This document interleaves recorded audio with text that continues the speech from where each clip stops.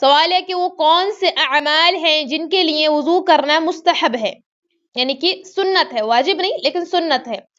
تو دیکھتے ہیں جن افعال کے لیے وضو کرنا مستحب ہے، اس میں سب سے پہلا ہے اللہ تعالیٰ کا ذکر کرنے کے لیے، ذکر اللہ کے لیے۔ اللہ کے رسول صلی اللہ علیہ وسلم نے فرمایا، مجھے یہ بات ناپسند ہے کہ میں اللہ تعالیٰ کا ذکر کروں مگر صرف پاکی کی حالت میں۔ صحیح ابو داؤد کی حدیث ہے، حدیث نمبر 13۔ یعنی ناپاکی کی حالت میں ذکر اللہ سے کراہت۔ اللہ کے رسول صلی اللہ علیہ وسلم ہمیشہ باوضو رہتے تھے۔ اس کا آپ دوسرا مفہوم لیں کہ ہمیشہ باوضو رہنا، تاکہ ایک انسان ہمیشہ جب بھی اللہ کا ذکر کرے تو وہ وضو سے رہے۔ تو پہلا وضو جو مستحب ہے وہ ہے اللہ کے ذکر کے لیے وضو کرنا۔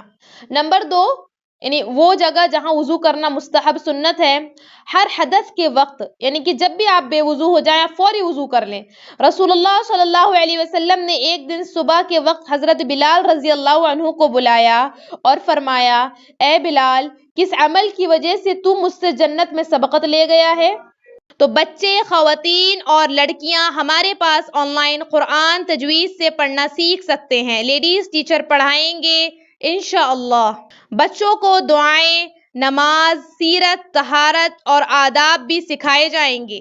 بڑی لڑکیوں اور خواتین کو طہارت کے مخصوص مسائل اور نماز کے مسائل بھی سکھائے جائیں گے، اور جو ضروری تعلیم و تربیت ہے وہ بھی کی جائے گی۔ آن لائن پڑھنے کے لیے 8106126040 پر واٹس ایپ کریں، یا تعلیم.education ویب سائٹ وزٹ کریں، یا آن لائن تعلیم یوٹیوب چینل وزٹ کریں اور دوسروں کو شیئر کریں۔